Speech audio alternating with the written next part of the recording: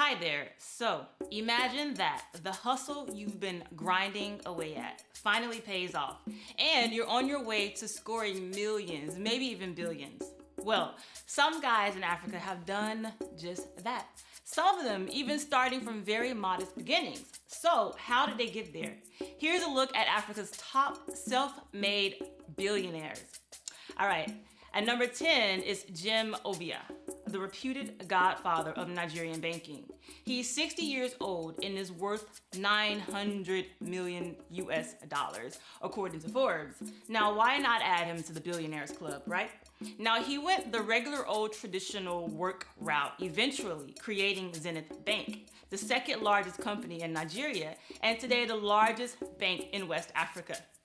He would climb the banking corporate ladder to financial analyst. He also was a clerk, I should mention, to senior banking manager, to employee manager, owner manager, and in 1990, when the banking licenses were being issued in Nigeria, Ovia co-founded Zenith Bank, which today has the most traded shares on the Nigerian Stock Exchange.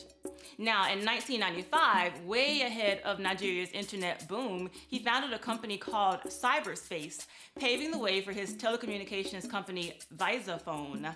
And he's also ventured into Nigerian real estate today. So, here's a clip of Ovia talking about the growth at Zenith Bank. Stepping down from Zenith Bank was a very, very big blessing for me, really, because it afforded me tremendous opportunity to do so many other things that I couldn't possibly do when I was a CEO of Zenith Bank. Having run Zenith Bank for 20 years really in Africa is quite a long time to be in one institution. If you also then consider the fact that the mortality rate in the banking industry when we started was very high, almost more than 50% of the banks that started at the same time with us had all vanished. There were no ATM machines at all. There were no credit cards. There were no debit cards. There were no local area networks. So which meant things were pretty rudimentary in 1990. But you could cast your mind back and compare then in 1990 to where we are today, 2011. See, tremendous changes. Landscape of Nigerian banking have changed tremendously. Now, today, we're talking about having grown the bank from a mere $4 million shareholders funds then, or equity, to $3 billion US dollars. Dramatic. $900 million. You're looking at it right there. All right, let's move on. Next is 57-year-old Ugandan Sudhir Ruparelia. He's worth $1.1 billion, a true businessman with several investments in Uganda. So, he's of Asian descent, but born and raised in Uganda. Now, when former President Idi Amin banned all Asians in Uganda, his family moved to the UK. Ruparelia returned to Uganda, though, allegedly with $25,000, and he went straight into business. He started with a liquor store set up right by a railroad station in Uganda's capital, in Kampala. Now, that was in 1986. Then, around 1989, he started Uganda's first foreign exchange business, still running today. And according to him, he was bringing in $10,000 a day. Now, he said this, which led him to open a full-service bank under his company's official name, Ruparelia Group. Today, he's reportedly the richest man in Uganda, owning over 15 businesses in the country, like a 5-star luxury hotel or several of hotels. He also owns Victoria University in Uganda, and his bank, Crane Bank, today is the 4th largest bank in Uganda. Now, here's a news report of Ruparelia having a dispute with Ugandan government over investment shares. But controversy is brewing between Sudhir and government over 14 billion shillings government used to build a marina, walkways and parkyards, different from the agreed 60 billion shilling share capital. Appearing before the Chogam Probe Committee, Sudhir said government built the marina at its own cost and he was not ready to offer shares to the state. It cannot be a public good in the sense that it is built, as a requirement as part of the MOU. We have our own marina. I did not need a new marina. I did not need new pathways. Attorney General Professor Kiduma Kobuya and Solicitor General Billy Kainamura recently told the committee that government was renegotiating with Sudir to issue shares worth 14 billion shillings. And they are supposed to be capitalized. I know that there is already a process ongoing on capitalizing that. Are you running away from those negotiations? That is a question. I'm not part of any negotiation. Then there's nothing to negotiate. No, but our There's funds are with nothing to you. negotiate. The biggest Ugandan taxpayer in the country. Look at me, a simple parliamentarian, and he starts talking You're not about how simple. big his When I read your a politics, you're not taxpayer. simple. You're complicated. Did we come here to compare taxes? $1.1 billion. Oh my God. All right, next is big South African media tycoon, 61-year-old Jacobus Petrus Becker, or Koos Becker, better known as. He is worth also $1.1 billion, according to Forbes. And he gained his wealth from early investments in electronic media. Now, in the 70s, after university, he joined an advertising company called Young and Rubicam. And he eventually went to New York City and got an MBA from Columbia University. Now, while studying at Columbia's B School, my alma mater, no, I went to the J School, sorry. He did research on paid television, which would end up being his MBA thesis. In 1984, his degree now finished, and now back in South Africa, he gathered several small media companies together and persuaded them to invest in a subscription-based TV or pay TV channel called Mnet. Now, among those investors was a company called Naspers Publishing House, which Becker would become the CEO of. And today, Naspers is a mega media house with a plethora of media content published through several platforms. Magazines, TV, internet, instant messaging, and on and on. And early in his investment days, he bought half of what today is China's largest internet company, Tencent. Smart move, Becker. So I couldn't find a video for him, so let's just move on. Next is 49-year-old Stephen Saad of South Africa. He's worth $1.5 billion and got paid from producing generic medicines. Yes, pharmaceuticals. Now his company, Aspen Pharmacare, is the largest pharma company in Africa. Yes. So Saad started out as an accountant, and he would go on to do some consulting for a small pharmacy company. Now this was during the 80s, during South Africa apartheid era, and Saad would get the chance to interact with several black doctors. It's true. Now, according to reports, he joined a company called QuickMed, and he helped turn that business around. Now, QuickMed merged with an eye drop manufacturer, and later the company was sold, and Saad profited, check it out, $1.8 million, and he was only 29 years old at the time.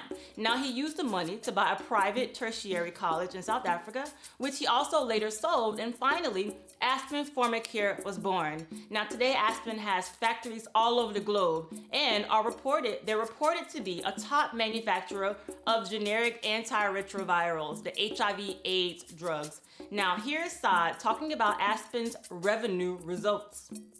In Africa, we had turnover growth. So our turnover grew by 19%, but our Your EBITDA was down. 10%. And if we look at it, yes, there was problems in Nigeria, but Nigeria actually grew. Kenya, we didn't grow because of the political unrest, but the year before it's Ivory Coast. So I don't look at that as an excuse. I think our strategy is to invest in as many of the countries as possible, and some do better and some do worse. I think probably what the results don't show is at a point, the acquisitive growth in Africa is hard because to fix facilities in Africa is not easy. And so what we have done is we've invested in representation. So we've taken our representation up to over 600. So what we've said in the second half, it'll improve, but it's a case of when do you start that investment process. So we made the decision to start it now. Now maybe it was too soon, but we think it'll yield results. Are you expecting the next 6 months? All right. With a net worth of roughly $1.6 billion is 65-year-old Moroccan-born Anas Soufroui, who made his money through real estate in Morocco. Now, he also profits from a cement company, boating, paper, and cardboard. Yes. All right. Anas allegedly dropped out of school at age 16 to help his father make a beauty mask called Gasol, which is still used today by many women. Anyway, from here, he went into real estate. He bought up shanty properties and fixed them up with the money he made from the beauty business. And soon enough, he earned his first $1 million in 1995 when the then king of Morocco asked him to build 2,000 affordable homes in the country. Now, these types of projects became his framework, and Morocco and countries like the United Arab Emirates began using the model as a guide. And just recently, Ghana announced a partnership with Sufriui to have 10,000 affordable homes built. Anyway, today, his company has spread into different sectors with the launching, or different countries, with the launching of cement plants throughout Morocco, yes, and now in Ivory Coast, Guinea, Cameroon, and Gabon. Now, because he's speaking in French, I'm not gonna play a full video, so let's just move right along. All right, next is South Africa's only black millionaire, Patrice Motsepe. He's worth $2.7 billion, all acquired through South African mining, the South African mining sector. Motsepe got an early introduction into the world of South African mining and business because his father owned a convenience store frequented by black miners. Now, Motsepe grew up and he got a BA and a law degree, and he would soon find himself as the first black partner at a South African law firm during the apartheid era. Now, from here, he would start contracting business doing some mine work, and in 1994, he started a mining service that cleaned gold dust from inside mine shafts. Now, success from this business would allow him to buy low-producing gold mine shafts, which he would flip and make profitable. Smart guy. Now, besides benefiting from South Africa's black economic empowerment laws, you remember those, many people criticized his wealth, saying it was because of his ties to South Africa's ruling African National Congress Party, the ANC. Now, I don't know, but today, he is the founder and executive chairman of African Rainbow Minerals, a mining company. He owns loads of business. He has won loads of business awards, and he gave millions to charitable causes with his latest act of being the first African to join the Giving Pledge. Have you heard about that? It's a philanthropy initiative of Bill Clinton and Warren Buffett, where the world's richest commit to giving half of their wealth to charitable causes. Now, here's a report about him giving or joining the Giving Pledge. South Africa's wealthiest businessman has pledged half of his family's earnings to improve the lives of the poor, the disabled, women and the youth. Although he won't say just how much he will donate, his net worth is well over 20 billion rand. Those of us who are more successful, more fortunate, are sending a message to those who are less fortunate, who are marginalized, who are poor, who are unemployed, who are, for one or other reason, hopeless or without hope and need assistance, that we are not going to allow you to suffer on your own. Okay, moving on. Next is Algerian Issad Ribrab. He's 70 years old, and he got his $3.2 billion wealth from a family-owned company called Civitel, which produces margarine, vegetable oil, and sugar. And Civitel produces at least 2 billion tons of sugar annually. So Ribrab is a trained accountant, and he did his first investing into a metal company in 1971. Now, in 1995, terrorist attacks destroyed one of his businesses, and he had to flee Algeria, but he would eventually return and create Civital in 1998. Now, today, the company boasts as Algeria's largest private company and employs up to 12,000 people. And Civital also owns Civital Minerals, where mining of dolomite and quartz sands takes place. Now, Ribrab is also the exclusive distributor of Hyundai, and Fiat cars in Algeria. And he is the owner of Algeria's Liberty daily newspaper. Oh, and he also has first dibs on the pieces that make up the Samsung phone in Algeria. Samsung phones, all of them in Algeria. Did I say Nigeria? Anyway, he is one of the Maghreb's most influential and richest persons. And today, he's an Algerian presidential hopeful. Yes, at 70. And why not?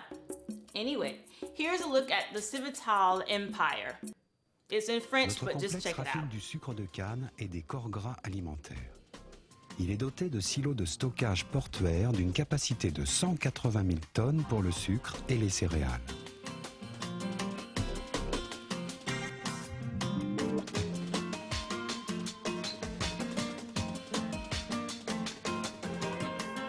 Notre raffinerie de sucre déploie actuellement une capacité de traitement de 1850 tonnes par jour. Elle produit un sucre cristallisé blanc, parfaitement conforme aux normes internationales et notamment la norme CO numéro 2. Pour répondre aux attentes de nos clients industriels, nous avons également lancé une unité de sucre liquide, 100% saccharose et inverti. Une nouvelle raffinerie de sucre entrera en production au premier semestre 2009. All right, moving on. Next is Christopher Weiss. I hope I said that right. I hope I'm saying all of these names right today. Anyway, he's also known as Christo. He's a 72-year-old from South Africa, and he's worth nearly $3 billion. And currently, he's the executive director of the popular retail and fast food ShopRite stores based in South Africa, but now they exist all throughout Africa. Now, he is also chair of Pepcor Holdings Limited, which owns ShopRite. Anyway, besides the ShopRites, Christo allegedly is affiliated with more than 1,200 various corporate outlets, smart guy, which includes mining, of course. Anyway, in 1991, he turned an old South African farm into a luxury hotel, and there was also a winery that he ended up selling off. Now, imagine having billions of dollars at your disposal. In 2009, Christo tried to board a plane with $1.6 million of cash in the UK. Now, the funds were seized. You know what he said? He said, "It's peanuts to me." $1.6 million. He said, "It's peanuts to me." But please, he went to high court and the funds were later repaid with interest. And for more controversy, the South African Revenue Service hit him with a massive tax audit in 2012, saying he owed billions. Now, according to South African reports, he paid the secret amount and the funds were cleared. Right, there's no video for that, so let's keep going on. Next is 60-year-old Nigerian Mike Adenuga Jr., right? He's worth $4.6 billion. Wow, I said $4.6 billion, and you know this is all according to Forbes. So, he's the son of a school teacher, dad, and a business-minded mother, and she would be the very person to be against him creating Consolidated Oil, his company. And lucky for him, around 1990, he got his first oil drilling license, and he struck oil in Nigeria's Ondo state. And when banking was in, he owned two, which are now defunct, by the way. In 2003, though, to grow his bucks, he founded Globalcom, which today is the second largest phone company in Nigeria, and it's now accessible in Ghana, the Republic of Benin, and Ivory Coast. Now, many people, though, have criticized his access to wealth because in the 1990s, he was close with military dictator Babangida. Hope I said that right. And out of that friendship, he was given the key to the city, oil blocks. Now, every man has his downside, right? He was soon detained for money laundering charges, or was he charged? I can't remember. In 2009, and then he fled for the UK, but eventually he was allowed to return. And it's known that Adenuga is very polygamous, and he has many children by different wives, and those children today help run his empire. Here's a clip of Mike Adenuga talking about Globalcom.